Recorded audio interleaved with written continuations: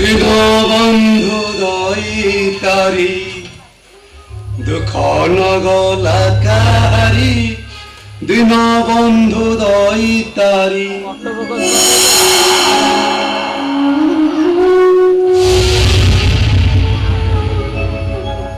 ଓହୋ ଗାଁ ଆହୁରି ଢେର ବାଟ ଅଛି। ଚାଲେ ଚାଲେ ପାଦ ଥକି ପଡ଼ିବ।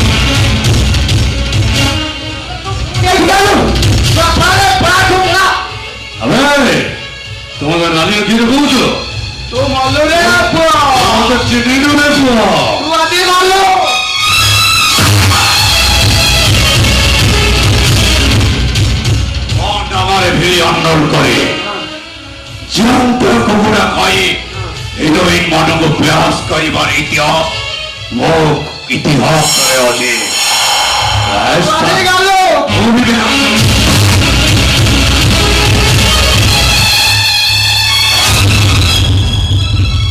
तो दईतारी पंडा को चिन्ह रे पुआ दईतारी पंडा को चिन्ह नो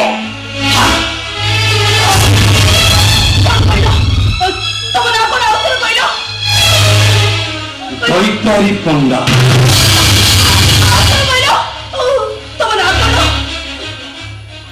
दईतारी पंडा चंदननगर ब्राह्मण शासन दईतारी पंडा हाँ हाँ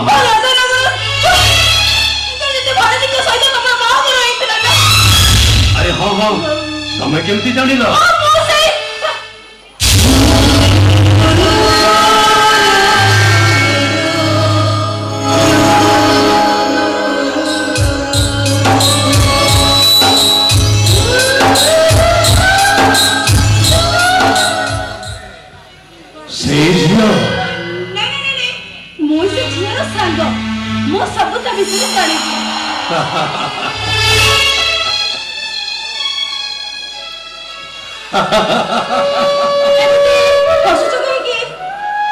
हसवा को बाध्य होची मैम साहेब हसवा को बाध्य होची अचिन्हा अजଣା मनीषटा आज जते बेले चणाशुणा मनीष पलटि जाइछे न हसी रही पारुनी मैम साहेब न हसी रही पारुनी माने बाहर बार भांगी गला परे ए दईतारी पंडाटा को समानते किनि गले समस्त जानी गले खाली जानिले भी हिंसा नेबा अशुभ संकेत शिशु बल कही समस्त मते घृणा करिबारे लागिले एमिति घृणा कले जे शेषरे मो कूल व्यवसाय गुड़ी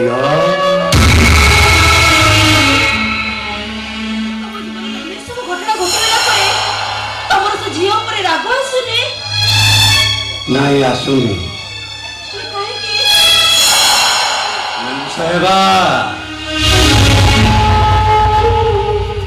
निजे सबुर कारण है अन्य को दोष देवाटा मनीष गुड़े नुहे मैम साहेबा ता छड़ा मु तो गोटे अधा पाठुआ अधा बयसर गरीब ब्राह्मण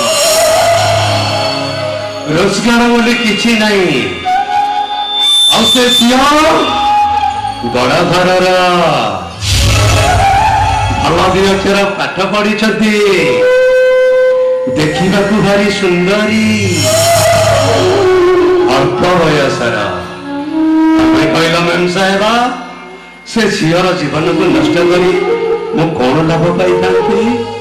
ଯଦି ସେ ଝିଅକୁ ବାହା କରିନଥିଲା ତାହେଲେ ସେ ଝିଅ ବାହା ହେବାକୁ ମନା କରିଥିଲା ନା କାହିଁକି? ସମ୍ଭବତଃ କୌଣସି ପରିସ୍ଥିତିରେ ପଡି ସେ ଏ କଥା କାହାକୁ କହିପାରିନଥିଲେ। ମେମ୍ ସାହେବ, ଏ ପୁରୁଷ ପ୍ରଧାନ ସମାଜରେ ନାରୀ ମାନଙ୍କର ଇଚ୍ଛା ଅନିଚ୍ଛାକୁ କେହି ବୁଝନ୍ତିନି, କେହି ଜାଣନ୍ତିନି।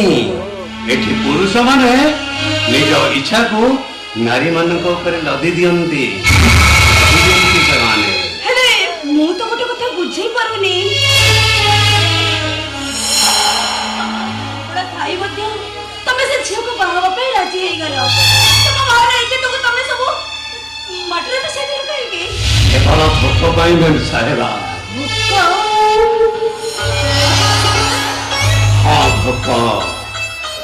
ବାପ ମାଙ୍କ କଥାକୁ ସତ କରିବାର ଭୋକ, ଜୀବନଠୁ ଅଧିକ ଭଲ ପାଉଥିବା ଭାଇ ଭଉଣୀଙ୍କ ସ୍ୱପ୍ନକୁ ସାକାର କରିବାର ଭୋକ। ହେଲେ ମେମ୍ ସାହେବ,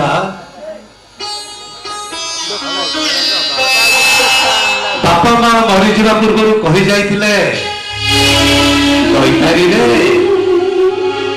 ପିଲାମାନଙ୍କୁ ମଣିଷ କରିବୁ, ସେମାନଙ୍କୁ ହତ୍ୟାଧର କରିବୁନୁ, ସେମାନଙ୍କୁ ଭଲ ଦି ଅକ୍ଷର ପାଠ ପଢେଇବୁ।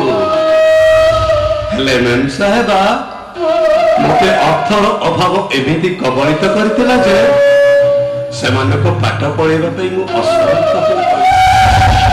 ମ୍ୟାମ୍ ସାହେବ, ଠିକ ଏଇ ସମୟରେ ଇନ୍ଦ୍ରଜିତ ବାବୁଙ୍କ ଘରେ ଗୋଟେ ପ୍ରସ୍ତାବ ଆସିଲା। ମଧ୍ୟସ୍ଥି ସାଧୁ ବଂଶା କହିଲେ ମୁଁ ତାଙ୍କ ଭାଣିଜୀକି ବାହା ହେଲେ 3 ଲକ୍ଷ ଟଙ୍କା ଯୌତୁକ ଦେବେ, ବନ୍ଧା ପଡିଥିବା ଘରଟିଟା ଉକୁଡି ଯିବ। ମୁଁ ସତ କହୁଛି ମ୍ୟାମ୍ ସାହେବ, କେବଳ ସେଇ ଲୋଭରେ ମୁଁ ଏ ପ୍ରସ୍ତାବରେ ରାଜି ହେଇଯାଇଥିଲି। ହେଲେ ମ୍ୟାମ୍ ସାହେବ, ଯାହା ହେଇଛି ଠିକ ହେଇଛି ମ୍ୟାମ୍ ସାହେବ, ଠିକ ଅଛି। ମ୍ୟାମ୍ ସାହେବ, ମୁଁ ଯଦି ସେ ଝିଅକୁ ବାହା ହେଇଥାନ୍ତି ତାହେଲେ ତାଙ୍କ ମାମୁଙ୍କ ହାତ ଟେକା ପଇସାରେ ମୋ ଭାଇ ଭଉଣୀ ମଣିଷ ହେବେ।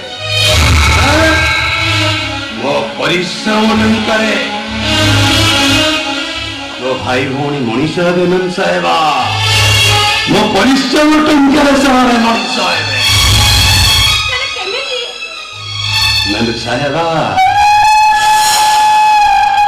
3 ଲକ୍ଷ ଟଙ୍କାକୁ ମୁଁ ମୋ କିଡନୀ ବିକି ଦେଇଛି।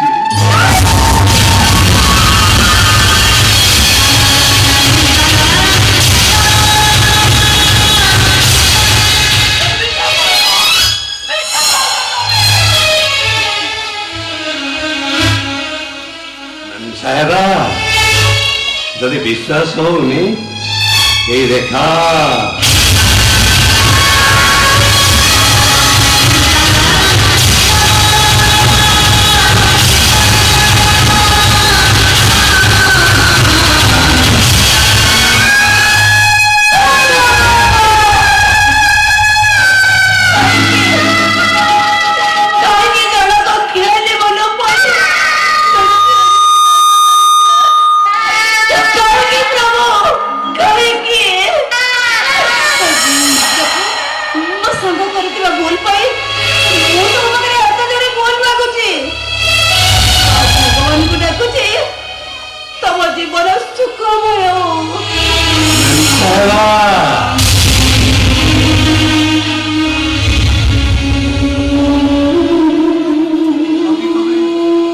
ମଙ୍ଗଳ ଚାହୁଁଛ ତାହେଲେ ଭଗବାନଙ୍କୁ ଡାକ। ଆଉ କୁହ, ହେ ଭଗବାନ, ଆଉ ଖରା ନ ହଉ, ବର୍ଷା ନ ହଉ,